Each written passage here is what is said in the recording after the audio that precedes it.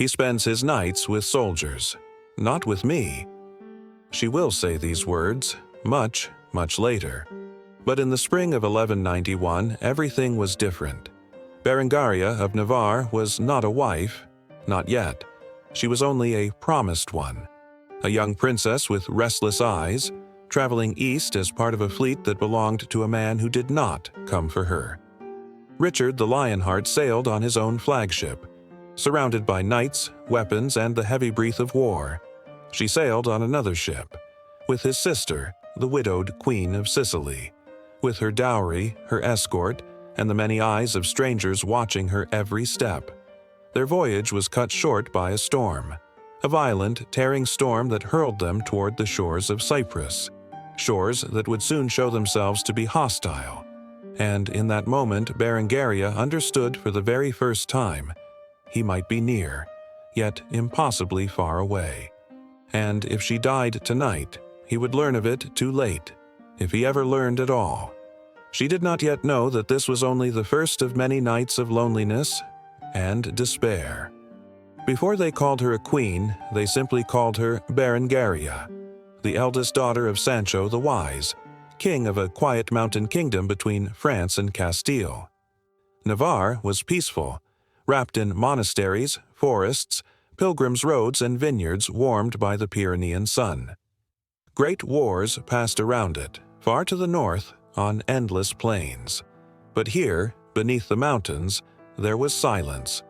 Her childhood was modest. Berengaria studied with nuns, walked barefoot over cold stone floors, and learned early that in this palace it was safer to be calm than brilliant. Her father was a rare kind of ruler, a man who trusted saints more than swords, but even he understood. To protect his borders, he needed an alliance strong enough to reach across the Pyrenees. And Berengaria became the price. When Eleanor of Aquitaine, 70 years old, mother of Richard the Lionheart, arrived in Navarre, she already knew exactly what she was searching for. She did not need a beauty. She did not need an ambitious queen. She needed someone who would not ask questions. And Berengaria did not. Her mother, Queen Sancha of Castile, had died when Berengaria was 8.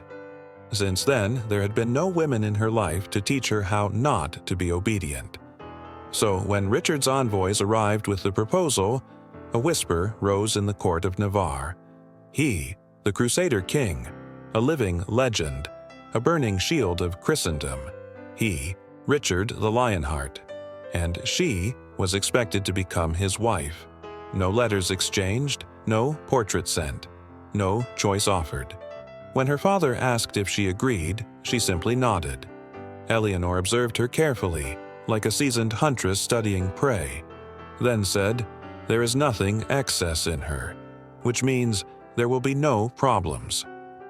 No one told Berengaria that Richard was already betrothed to Alice of France. No one told her this engagement had stretched over half a lifetime.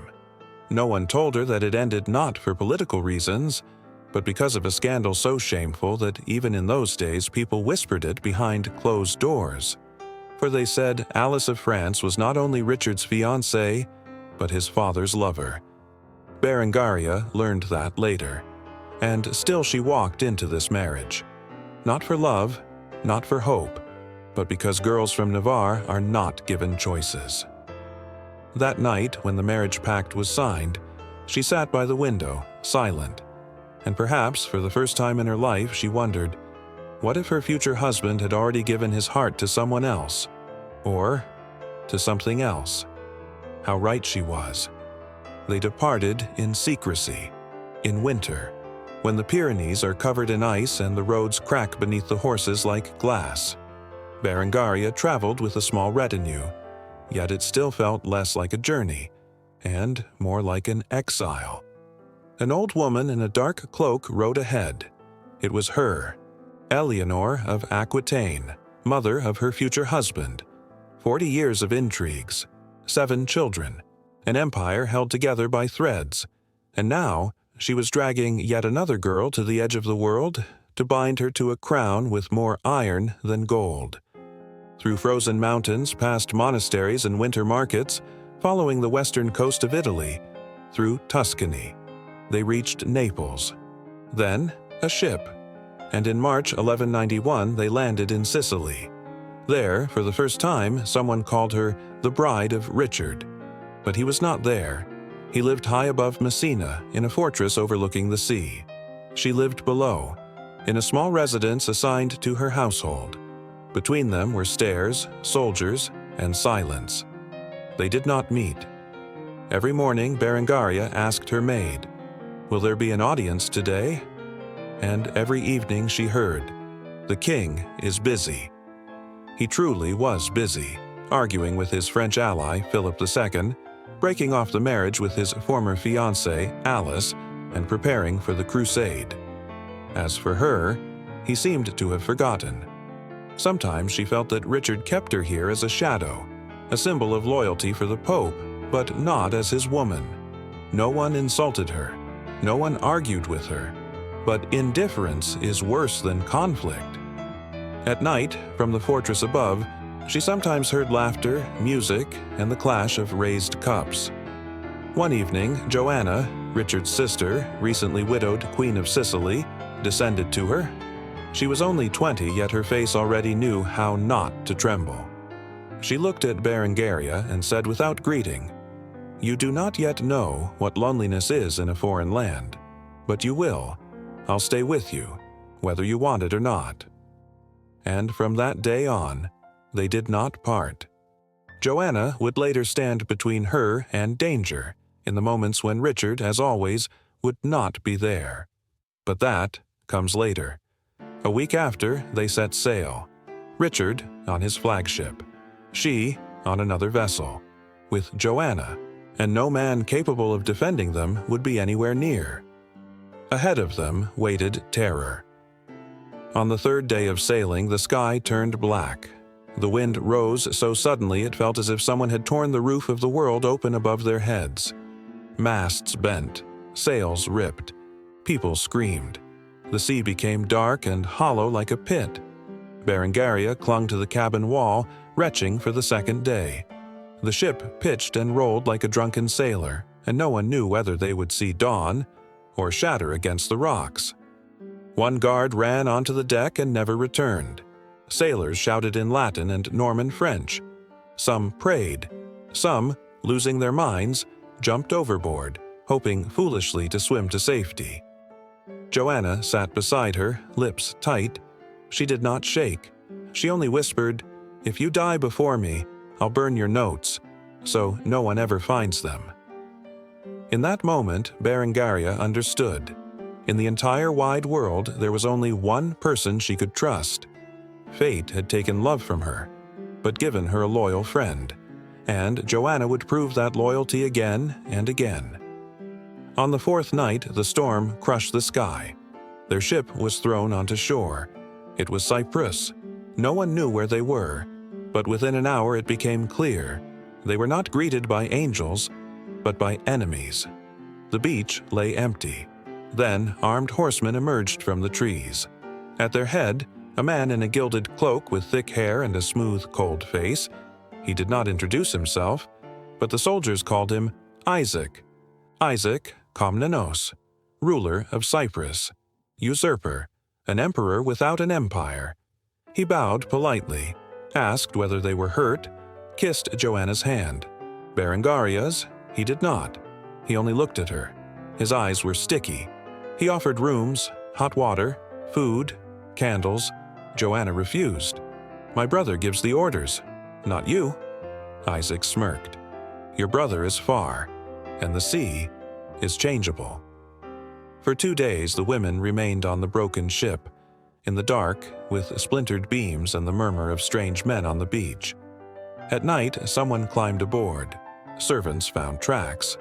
Joanna slept with a dagger under her pillow. Berengaria did not sleep at all. At dawn, Isaac sent another message. Either they come ashore willingly, or they will be taken by force. They were captured, and then, on the horizon, a new banner appeared. A white lion on a red field. Richard's fleet. He had learned. He had changed course. He was coming. He landed in Limassol like a storm wearing human shape. He burned part of the city, crushed Isaac's army in 2 days, took him prisoner. Everyone expected the usual punishment: iron shackles, public humiliation, the shame of a fallen ruler. But something else happened. Isaac, who yesterday called himself Emperor of Cyprus, fell to his knees and begged, "Not iron chains. Emperors are not bound in iron. It is a curse." It was the plea of a proud man who did not want to die like a common criminal. And Richard did, something that entered every chronicle. He said softly, almost gently, "Very well, no iron." Then turned to his knights. "Bind him, in silver." They brought the silver chains by sunset. They gleamed in the golden light like jewelry, but it was jewelry of a prison. Isaac understood immediately. Richard had granted his request in a way that made it his greatest humiliation. Silver was richer, nobler, shining like royal mercy.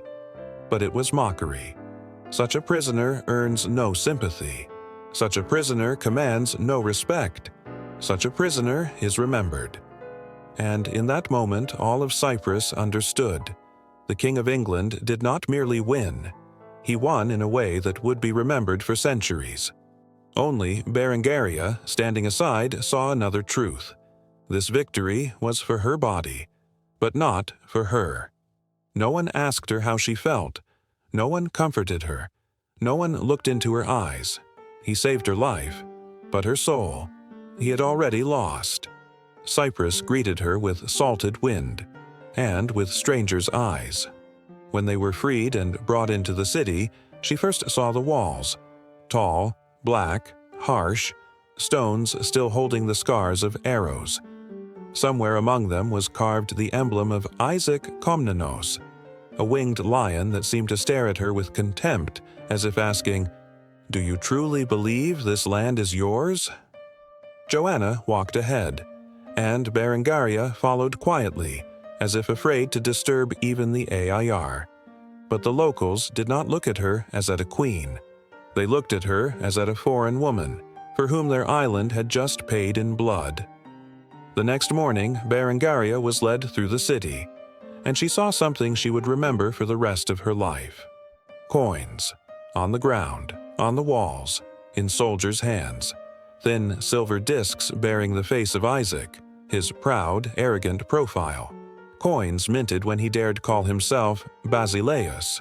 Joanna whispered, "This is all that remains of his power, coins and fear."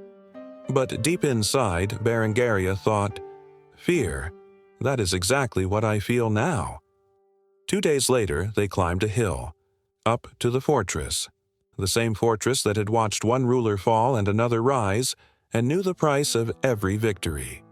Here, the tears of women who lost their husbands in the battles of 1191 had seeped into the stones. And at night, people said, "These walls still weep salt." Berengaria touched the stone with her fingertips. Suddenly, she remembered a story, a legend, about a woman who once became a queen on this island, yet whose heart never found a home. They called her the one who never returned. And old men added in whispers, the one whose shadow was carried by the wind. She did not know that 800 years later, people would tell the same story about her. The night before the wedding, she could not sleep. On Cyprus, they said, if the bride hears the sea on the eve of her wedding, her marriage will be filled with partings. And the sea roared so loudly that she clenched her fists. Joanna sat beside her, watched her for a long time, then said softly, "Are you afraid of him?" "No," Berengaria whispered. "Not him." "Then of what?" She raised her eyes. "Of becoming the queen of a land I will leave tomorrow, and the wife of a man who will leave me the day after." Joanna did not argue. She knew Richard better than anyone. The wedding came on a morning of ashes. 12 May 1191, a conquered city, a church that still smelled of smoke, Berengaria walked to the altar in white, white like salt pressed into wounds. Joanna stood beside her. Richard spoke the vows quickly, barely looking at his bride. It felt less like a union and more like a ceremony of duty. And as the ring touched her finger, a single thought pierced her. He saved my life, but not because he chose me. He would have done the same for any woman wearing his crown. They brought her a cup of local wine, Commandaria, the dark, thick drink the island called the wine of kings. Richard tasted it once and praised it loudly. Berengaria tasted it that night and felt only bitterness. The wine was sweet, but on her tongue it turned harsh, like a reminder. This land had celebrated conquerors long before it ever welcomed brides. After the wedding, Richard did not stay. The campaign called him, and Berengaria watched his sails vanish into the white heat of the sea. She traveled behind the army with Joanna, across dust, camps, and rumors.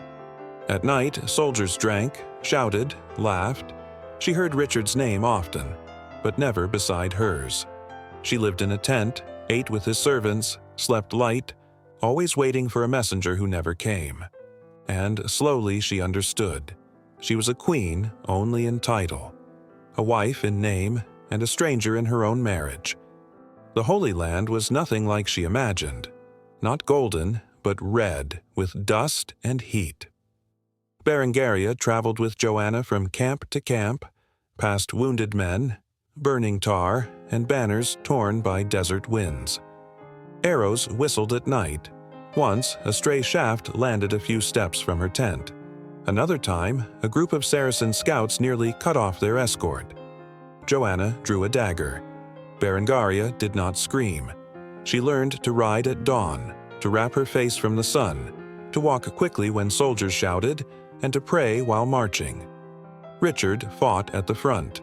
She survived at the edge. And little by little, she felt herself harden, not into a queen, but into someone who understood how close death always was. In Acre, everything changed. The city shook each night with the sound of siege engines, and Berengaria saw what war truly meant. Streets crawling with wounded men, fires that never died, and black smoke rising like a second sky. One evening, a riot broke out near the supply tents. Crusaders fought each other over wine, spoils, jealousy. A drunk soldier grabbed Berengaria's arm, and Joanna struck him with the flat of her dagger before he could speak. The camp froze. No one touched them again. The next morning, Richard returned from the front. Blood on his armor, sand on his face. He looked at Berengaria for the first time in weeks. Not with love, but with something sharper. Respect. It lasted a heartbeat, but it was real. And that moment taught her more than marriage ever had. Survival earns what beauty never can. They left the Holy Land separately. Richard to his battles, Berengaria and Joanna to the long road home. Years later, in a quiet corner of Normandy, she learned the news. The Lionheart was dead. No farewell, no last message. Only a sealed letter confirming she was now a widow to a man she never truly had. She lived on, calm, steady, unbroken, helping the poor, founding monasteries, earning the name the chroniclers gave her, the queen who survived the lion. And history remembered her not for his love, but for her strength.